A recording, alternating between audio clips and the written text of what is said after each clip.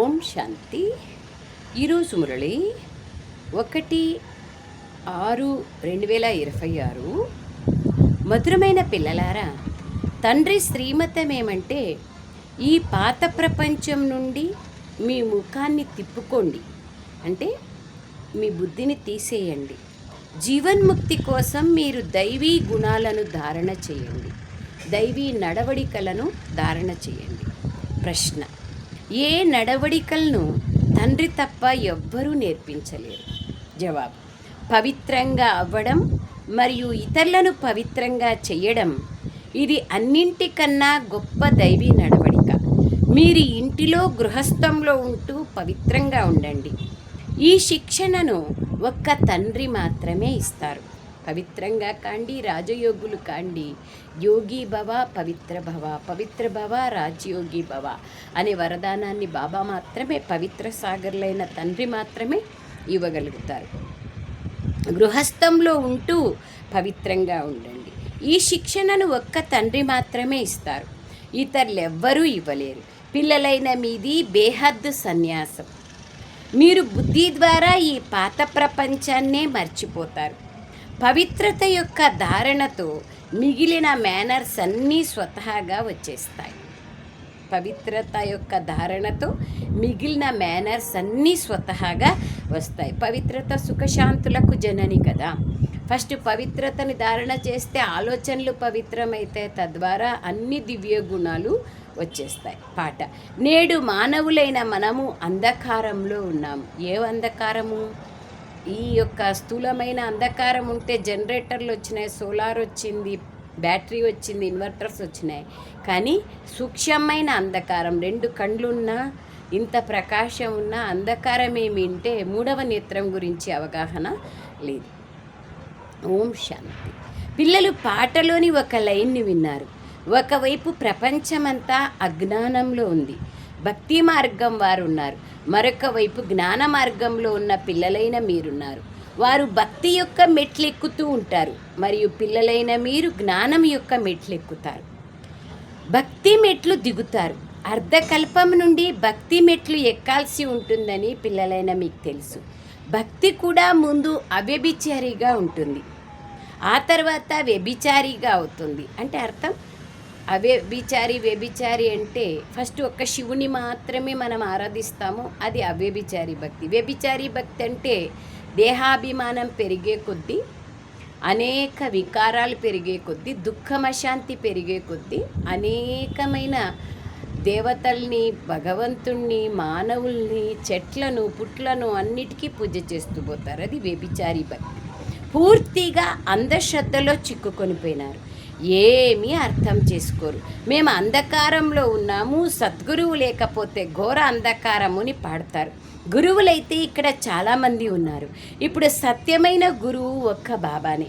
సాధు సత్పురుషులు, మహాత్ములు, భక్తులు మొదలైన వారంతా సాధన చేస్తారు, అనగా స్మృతి చేస్తారు. శాస్త్రాలు, వేదాలు, ఉపనిషత్తులు మొదలైనవి చదువుతారు. అయినా కూడా భగవంతుడు ఎప్పుడైతే వస్తారో అప్పుడు మాకు సద్గతినిస్తారు అంటారు. సద్గతి దాతనే పతిత పావనుడు అంటారు.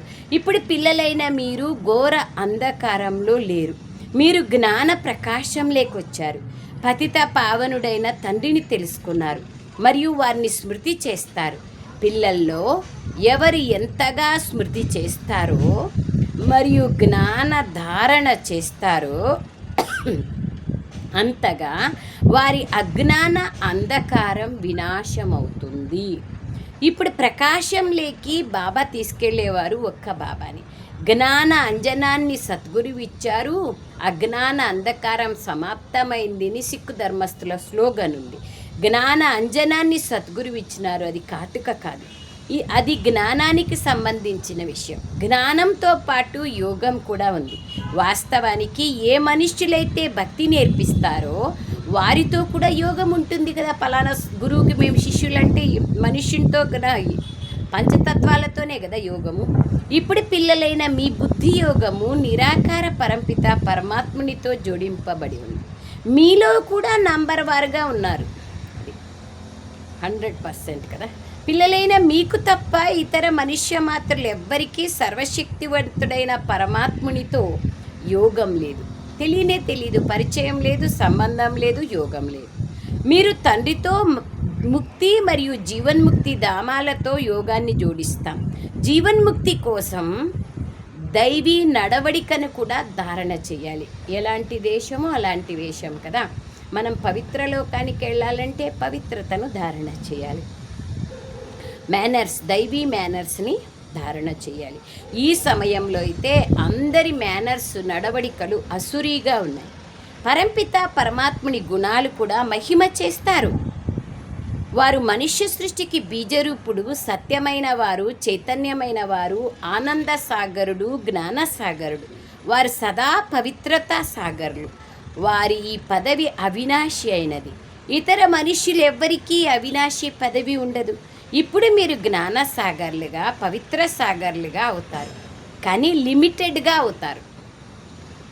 అంటే బాబా సాగర్లు, కానీ మనం ఎంతైనా సరే లిమిటెడే కదా.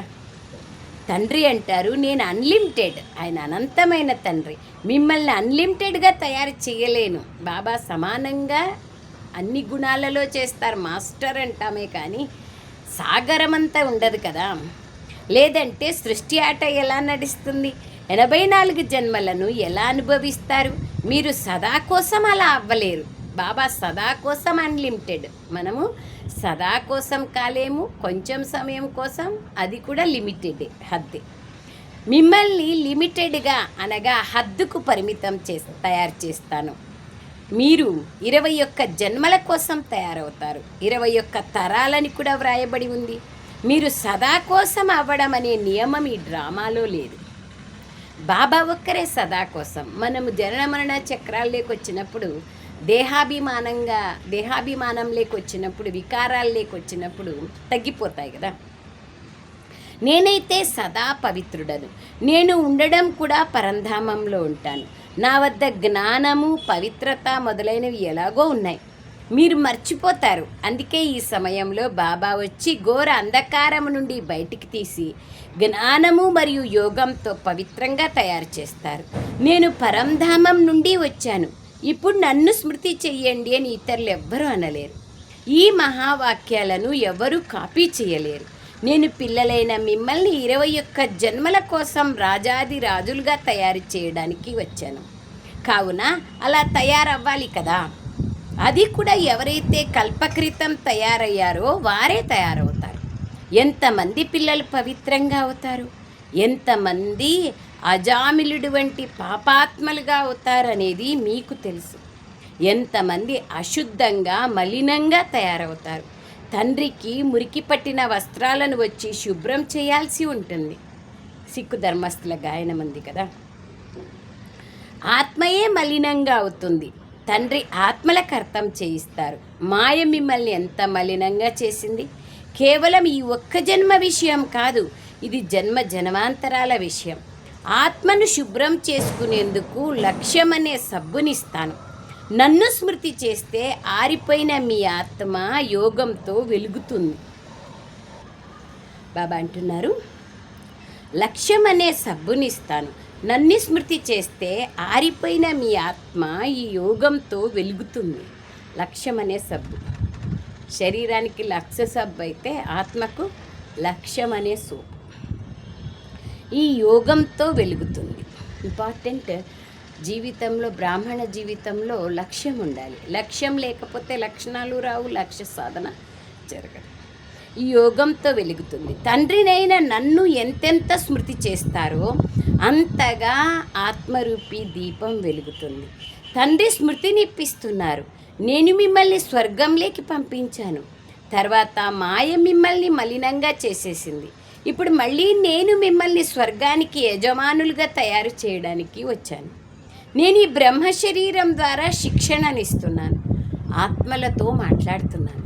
ఓ పిల్లలు, లౌకిక తండ్రిని మర్చిపోండి అంటే అర్థము బుద్ధి ద్వారా కానీ, వాళ్ళను వదిలేయండి అని కానీ, వాళ్ళ సేవలు చెయ్యొద్దండి అని కానీ కాదు. తల్లి తండ్రి సేవ తప్పకుండా చేయాలి. కనపడేటువంటి దేవుడు తల్లి తండ్రి కదా. జన్మనిచ్చిన తల్లిదండ్రిని మర్చిపోకూడదు. లౌకిక తండ్రిని మర్చిపోండి అంటే బుద్ధి ద్వారా. దేహ సహితంగా దేహ సంబంధీకులను మరిచి తండ్రినైన నన్ను స్మృతి చేస్తే మీ ఆత్మ శుభ్రమవుతూ ఉంటుంది. తర్వాత భవిష్యత్తులో మీకు శరీరం కూడా కొత్తది లభిస్తుంది. తత్వాలు మొదలైనవన్నీ కొత్తగా సతోప్రధానంగా అవుతాయి. బాబా అంటున్నారు, ఇప్పుడు ఈ పాత ప్రపంచాన్ని మర్చిపోండి. నన్ను స్మృతి చేస్తే మీరు నా వద్దకు వచ్చి తర్వాత స్వర్గంలోకి వెళ్తారు. ఎక్కడికి వెళ్ళాలనో ఆ ఊరు స్మృతి ఉంటుంది కదా. ఇది పాత ప్రపంచం. ఇక్కడ ఏదైనా వస్తువుని తయారు చేసినప్పుడు దానికి కొత్త పేరు పెడతారు. ఉదాహరణకి కొత్త ఢిల్లీ, పాత ఢిల్లీ అంటారు. కానీ ప్రపంచం అయితే పాతదే కదా. ఇప్పుడు పిల్లలైన మీకు ఈ పాత ప్రపంచం నుండి బుద్ధియోగం పూర్తిగా తొలగిపోవాలి. ఆత్మలైన మనది స్వీట్ హోమ్ లేదా నిర్వాణధామం. అక్కడికి వెళ్ళాలి.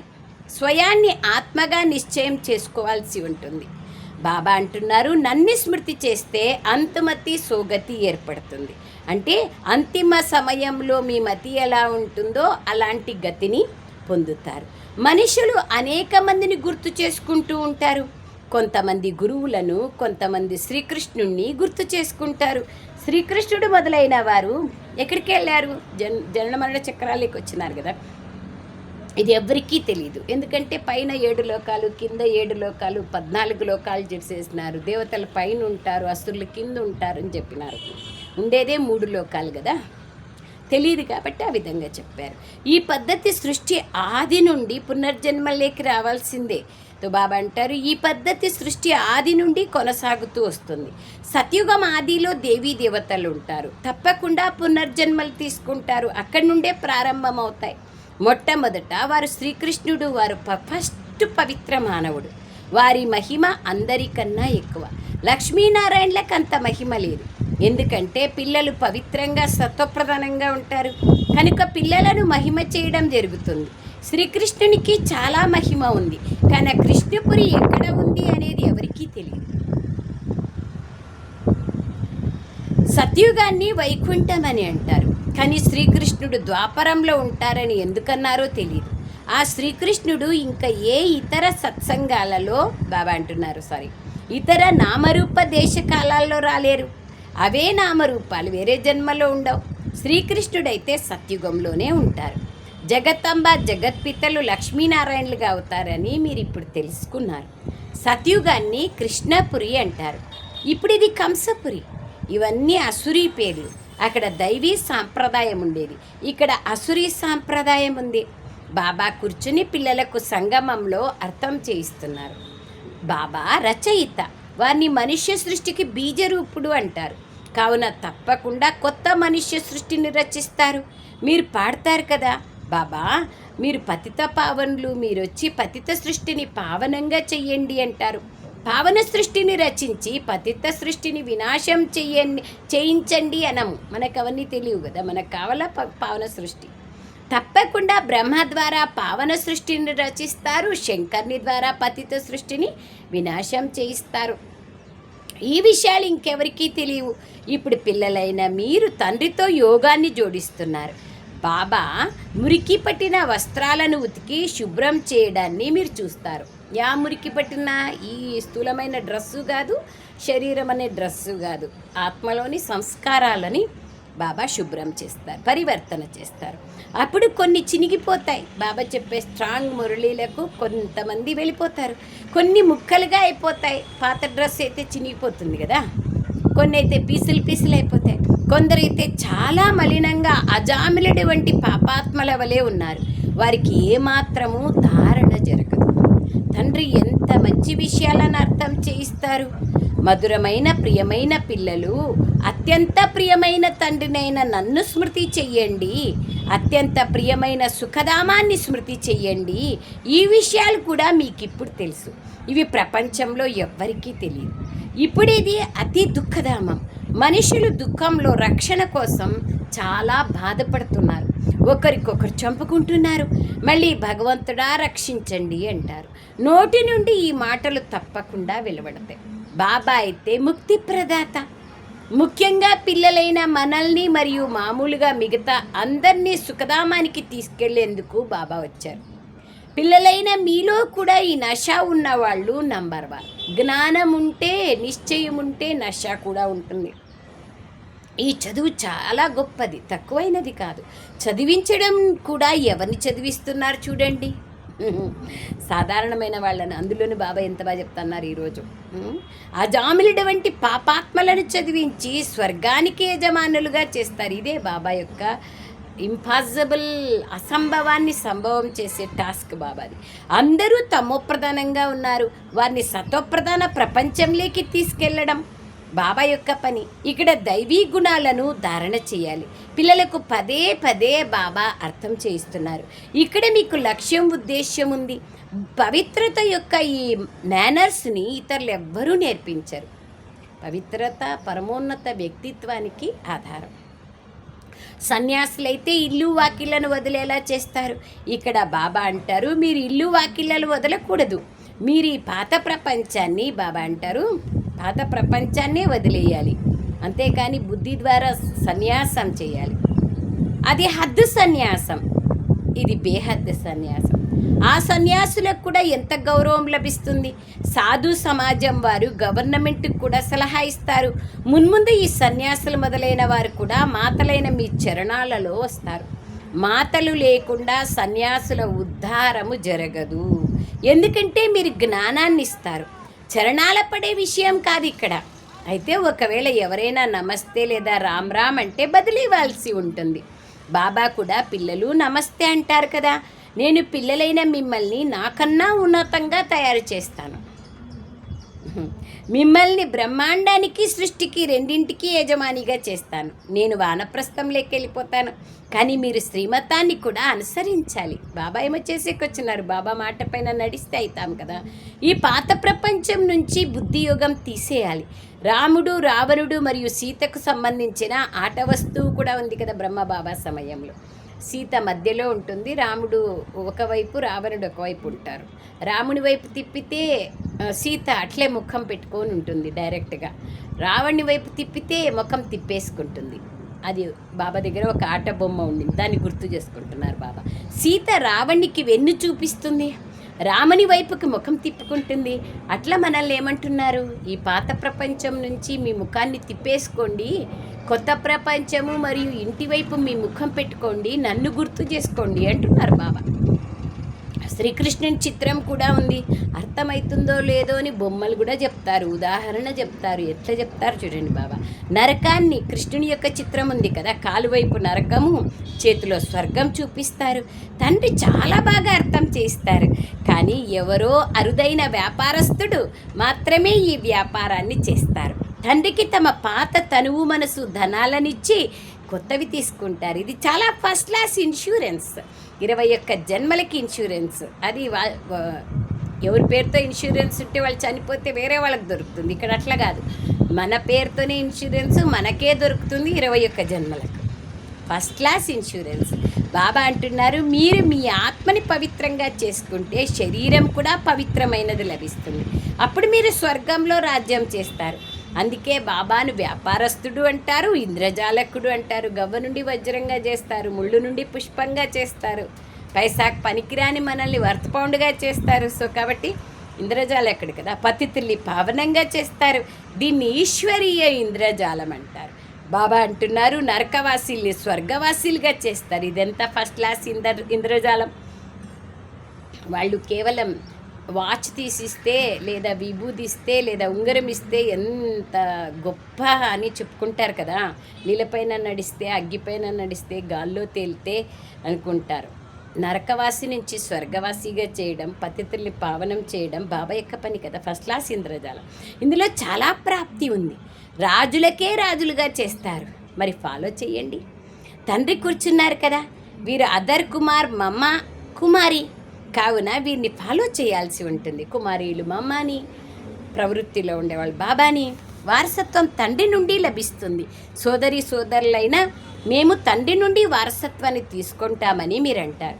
వాస్తవానికి లౌకిక పరంగా సోదరికి వారసత్వం లభించదు. ఈ కాలంలో ఉంది, సోదరునికి మాత్రమే లభిస్తుంది. ఇప్పుడైతే మీ అందరికీ లభిస్తుంది, ఎందుకంటే మీరందరూ ఆత్మలు కదా. బాబా అంటున్నారు, మీరంతా నా వద్దకు రావాలి పరంధామానికి. అప్పుడిక ఈ సోదరుల సంబంధం కూడా ఉండదు. అక్కడ నిర్వాణధామంలో తండ్రి మరియు పిల్లల సంబంధం. అందుకే మనమంతా సోదరులం అంటారు. ఒకవేళ ఈశ్వరుని సర్వవ్యాపి అంటే ఫాదర్హుడ్ అయిపోవాలి కదా, బ్రదర్హుడ్ అని ఎందుకంటారు? ఈ సర్వవ్యాపి జ్ఞానం ఎంత నష్టం కలిగించింది. ఇప్పుడు పిల్లలైన మీకు బాబా స్మృతినిప్పిస్తున్నారు. బాబా స్మృతి చేయడంలోనే ఎక్కువ శ్రమ ఉంది. అలాగని ఎవరైనా మిమ్మల్ని యోగంలో కూర్చోబెట్టాలని కూడా కాదు. ఇంకా చిన్నపిల్లలు కాదు కదా మనం, వాళ్ళు కూర్చోబెడితే మనం కూర్చునేకి స్వతహా బుద్ధి ఉండాలి కదా. ఎట్లా చిన్న బిడ్డకు 2 ఏళ్ల వరకే అమ్మ తినిపిస్తుంది, ఆకలి అయ్యే కొద్దీ వాడే తింటాడు కదా. అట్లా మీకైతే లక్ష్యం లభించింది. ఇక్కడైతే మీరు కేవలం కూర్చుని మురళిని వినిపిస్తారు. యోగం అయితే మీకు సదా ఉంటుంది. మురళి విన్న తర్వాత నడుస్తూ తిరుగుతూ స్మృతిలో ఉండాలి. మనం యాత్రకు వెళ్తున్నాం, ఎంత వీలైతే అంత స్మృతిలో ఉండాలి. అండర్లైన్ చేసుకోండి. 8 గంటలు ఉద్యోగం చేయండి, దానికి అనుమతి ఉంది. మిగతా సమయాన్ని ఇవ్వండి. ముఖ్యమైన విషయం పవిత్రత. ఇది ముళ్ళ అడవని మీకు తెలుసు. ఒకరికొకరు ముళ్ళు గుచ్చుకుంటూ ఉంటారు. ఇప్పుడు బాబా అంటున్నారు, శ్రీమతాన్ని అనుసరించండి. శివబాబా కూడా మాట్లాడుతున్నారు బ్రహ్మ ద్వారా, కానీ శివబాబా మమ్మల్ని చదివిస్తున్నారని మీకు తెలుసు. మీరు ఈశ్వరీయ విద్యార్థులు. వారు మా తండ్రి, టీచర్, సద్గురువు కూడా. మమ్మల్ని వాపస్ జతలో తీసుకెళ్లే గ్యారెంటీ ఇస్తున్నారు. ఈ విధంగా ఎవరైనా గ్యారెంటీ ఇస్తారా? బాబాయే ఇవ్వగలరు. దేవాది దేవుడు మాత్రమే సుఖాన్నిచ్చే ధర్మాన్ని స్థాపన చేస్తారు. ఈ తండ్రి గురించి ఎవ్వరికీ తెలియదు. ఒకవేళ తండ్రిని తెలుసుకుంటే తండ్రి ఆస్తి గురించి కూడా తెలుసుకుంటారు కదా. తెలుసుకుంటారు, ప్రాప్తి పొందుతారు కూడా, తీసుకుంటారు కూడా కదా. అచ్చా मीठे मीठे सिखलदे बच्चों प्रति माता पिता बाप दादा का याद प्यार और गुड मॉर्निंग. रूहानी बाप की रूहानी बच्चों को नमस्ते. हम रूहानी बच्चों की रूहानी माता पिता बाप दादा को याद प्यार गुड मॉर्निंग और नमस्ते नमस्ते नमस्ते. बाबा नमस्ते. ధన్యవాదాలు తండ్రి, ధన్యవాదాలు. బాబా ఎన్ని విషయాలు ఎంత స్పష్టంగా చెప్తారు చూడండి. బాబా చెప్పినంత స్పష్టంగా ఈ ప్రపంచంలో ఏ మానవుడు చెప్పలేరు, ఏ గురు గోసాయి చెప్పలేరు. 1వ పాయింట్, లక్ష్యము ఉద్దేశాన్ని సదా ఎదురుగా ఉంచుకొని దైవీ గుణాలను ధారణ చేయాలి. సత్వప్రధాన ప్రపంచంలోకి వెళ్ళేందుకు పవిత్రత యొక్క నడవడికను అలవర్చుకోవాలి. బుద్ధి ద్వారా బేహద్ సన్యాసం చేయాలి. సెకండ్, అత్యంత ప్రియమైన తండ్రిని మరియు తమ సుఖధామాన్ని స్మృతి చేయాలి.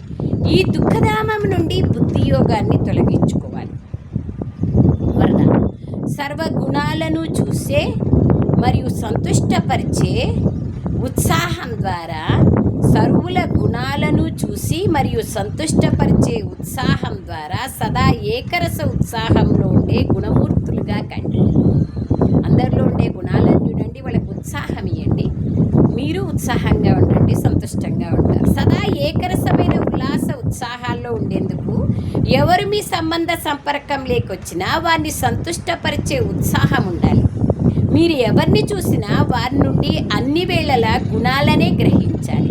ఆత్మాభిమానులే గుణాలను గ్రహిస్తారు. సర్వుల గుణాల బలము లభించడం ద్వారా ఉత్సాహం సదాకాలికంగా ఉంటుంది. ఎప్పుడైతే ఇతరుల భిన్న భిన్న స్వరూపాలను, భిన్న భిన్న విషయాలను చూస్తారో అప్పుడు ఉత్సాహం తగ్గుతుంది. కానీ గుణాలను చూసే ఉత్సాహం ఉన్నట్లయితే ఏకరస ఉత్సాహం ఉంటుంది. మరియు సర్వుల గుణాలను చూడడం ద్వారా స్వయం గుణమూర్తులుగా అయిపోతారు. చూడండి, గుణగ్రాహక దృష్టి, వృత్తి, కర్మ. స్లోగన్, బేహద్ వైరాగ్య వృత్తి ద్వారా పునాదిని దృఢంగా చేసుకుంటే క్షణంలో అశరీరిగా అయిపోతారు. బేహద్ వైరాగ్యమే అశరీరి స్థితికి ముఖ్యం. బేహద్ వైరాగ్యం రావడానికి సాక్షి స్థితి అవసరం, ఆత్మాభిమాని స్థితి అవసరం, ఆ వ్యక్త ప్రేరణ. ఇప్పుడు కొత్త నెల శురువైంది కదా, జూన్ నెల. సో బాబా కొత్త వ్యక్త ఇషారా ఇస్తున్నారు. ఏకరస స్థితి గురించి చెప్పిరు కదా పోయినసారి. బాబా అంటున్నారు, ఆ వ్యక్త ప్రేరణ సదా హర్షితంగా ఉండేందుకు మీ నేచర్ని సరళంగా చేసుకోండి, సహనశీలులుగా కండి. ఈరోజు కొత్తది, మీ ముఖాన్ని సదా హర్షితంగా ఉంచుకోవడం ఇది సంగమ యుగం యొక్క అన్నింటికన్నా పెద్ద కానుక. ముఖం పైన ఎప్పుడు కూడా అలజడి లేదా బాధ బేజారుకు చెందిన రేఖలు ఉండకూడదు. ఏ విధంగా పున్నమ చంద్రుడు ఎంతో సుందరంగా అనిపిస్తాడో అలా మీ ముఖము సదా హర్షితంగా ఉండాలి. మీ ముఖం ఎలా మెరుస్తూ ఉండాలంటే ఇతరులు కూడా మీ ముఖంలో తమ రూపాన్ని చూసుకోవాలి అద్దంలాగా. దీనికోసం మీ స్వభావాన్ని సరళంగా చేసుకోండి, సహనశీలులుగా కండి. ఎంత బాగుంది! సరళతా గుణము, సహనశీలతా గుణం. Thank you Baba, thank you very much తండ్రి.